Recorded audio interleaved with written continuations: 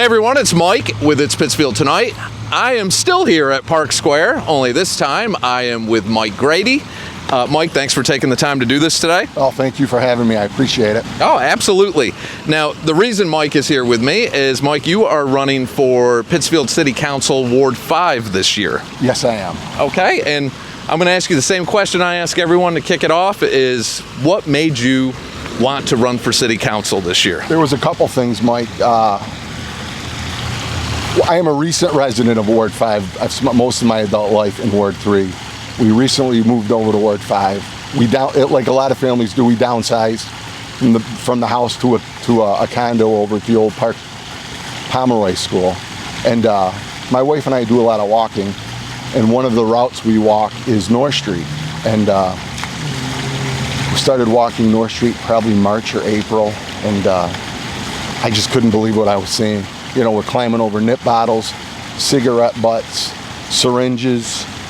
You couldn't go. There were certain days, like, we had to stop our walks because you couldn't go more than 10 feet without someone asking you for money, asking you for cigarettes.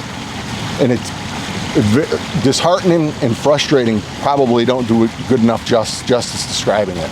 Okay, and for those who are not familiar with you, you have a lot of experience in the city of Pittsfield, so tell us a little bit about that. A little bit about myself. I've been married for about almost next month will be 26 years. I have two adult children.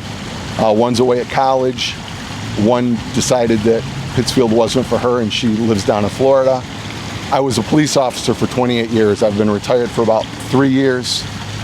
And at the police department, I was lucky enough, or unlucky enough, however you want to look at it, to do a lot of different things. I was a patrolman.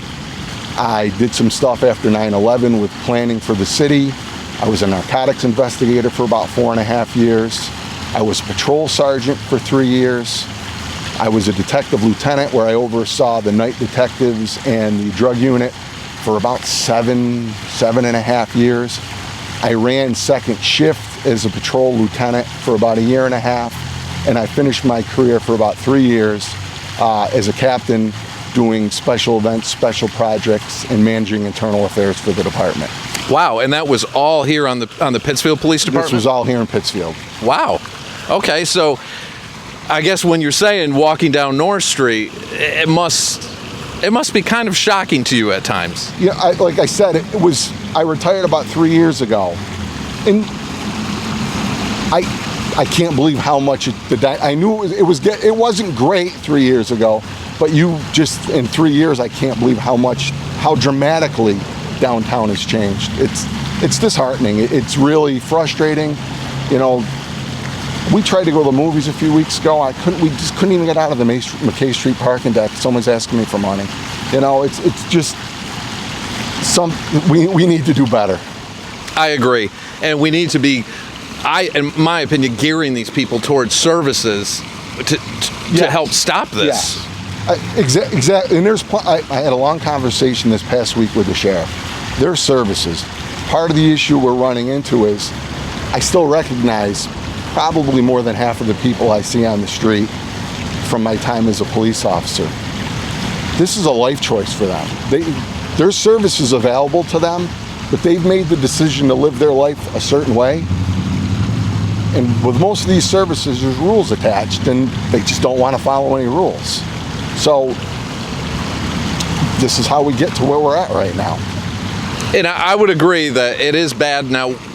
Recently, we've seen an uptick in a police presence the past few weeks, which has been nice. I'm one of those people, I push for foot patrol. I think having a police presence on North Street, being proactive rather than reactive, would be beneficial for everyone. Absolutely. And I can tell you, late 90s, early 2000s, I was a patrolman. I was working the day shift at the time. And that was at a time when the budget was tight for Pittsfield. We were running the day shift with 4 or 5 officers, but we always found time. Like we took turns walking North Street in like 1 and 2 hour blocks to have a presence on North Street. I did it on midnights when I worked midnights, when I transitioned the days from like 6 to 8 in the morning. 1 or 2 of us every morning would get out. walk North Street. When I worked days, we'd get out of our car, walk North Street. And that was at a time when the budget was tight. So we can make this work if we can make it work. Okay. And walking Ward 5 and talking to people, what are the big issues you're hearing from the constituents in the ward? I shouldn't say I was surprised, but I thought I'd hear a little bit. They do have concerns about North Street, but the big thing is they want their streets fixed. They want their potholes fixed. If a light's out, they want the light fixed. If they have an issue, their big thing is if they reach out to someone, they want someone to get back to them. They want a return phone call. They want someone to follow up. One of the things that has come up when I've been speaking to some of the people is the e-bikes. And I did a little bit on social media a week or two ago about it, which is something I think the city's got to dive into, because it's starting to be, you can see the problem on North Street with the e-bikes and the no helmets and the people weaving in and out of traffic, because we see a lot of it on West Housatonic Street and up into Clapp Park. So that's one of the things that people talked about. You know, one of the things I've noticed, and heavily in Ward 5, but really the whole city, is all these residents and homeowners, you see these signs out that says, drive like your pets live here, drive like your children live here, slow down, this isn't a racetrack. Are you hearing anything about speeding through the neighborhood? I am, and actually one of the, I reached out, I actually spoke to a resident on Oswald who had that concern, and you could actually see the tire tracks in the street. He said he had tried to reach out to the city, hadn't got much luck.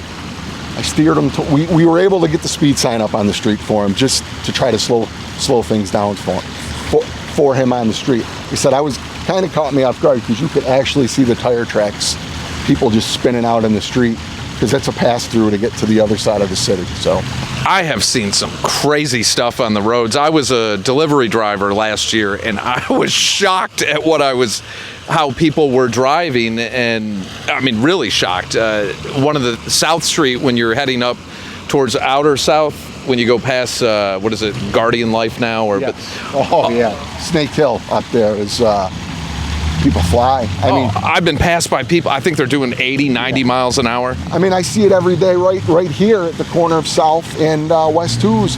They put the bump out, the trucks still ignore it. I mean, it's got to be a few times a day that traffic's trying to back up, trucks are trying to make the turn. You would think we could come up with a better idea for that. Yeah, the bump out thing, some spots it seems like it's worked, but there's some spots where it seems like it's kind of been a disaster, and that's one that is, you see it every day. You see it every day, multiple times a day, so. Okay, and for people, you know, I definitely am going to want to follow up with you as we go deeper into the season before we get to Election Day. For people who want to get in touch with you and learn more about your campaign, how can they do that? Well, right now on my social media site on Facebook is Elect Michael Grady for Ward 5 City Councilor. And on that, you'll find my email, you'll find my cell phone, you'll find where I live. If you want to get a hold of me, please feel free to reach out. Okay, and do you have any upcoming meet and greets or anything like that going on? I have quite a few things going on over the next couple weeks. I'll be appearing on the Bill Sturgeon Show next week. I've got a couple meet and greets at the Senior Center scheduled in October. We've got the Ward 5 debate coming up October 15th. And if you go to my website, you can see where I'll be for the next few weeks. And I'll also be appearing on Marjo and Slater in the Morning, I want to say October 8th. Okay. So you're going to be busy. I'm going to be busy, and I'm still out there. If you see me walking through your neighborhood, feel free to flag me down. If you have any questions or concerns, I'll gladly come over and speak to you. We're trying to get out into the neighborhoods. The weather the last few days slowed us down, but we're trying to get out and talk to as many people as we can. And do you have signs available for people who want them? If people want a sign, all they have to do is reach out. I do have a few signs left available, and I think I have another batch coming in this week. Perfect. Well, Mike, I can't thank you enough for doing this today. And again, I'm going to want to follow up with you because this is October. It really picks up, and these elections are so important. They really are. They're more important than I think people realize. You know. Yeah, and the big thing is whether you vote. That's the big thing. I mean, we need good turnout. Change takes people to turn out. So don't feel like change can't happen. Please get out and vote on November 4th. absolutely all of this is in the hands of the residents. Yes, yes, it is. All right, well, thank you again, Mike. I appreciate it. I look forward to talking to you in the future, and I'll catch you all on the next day. Thank you very much.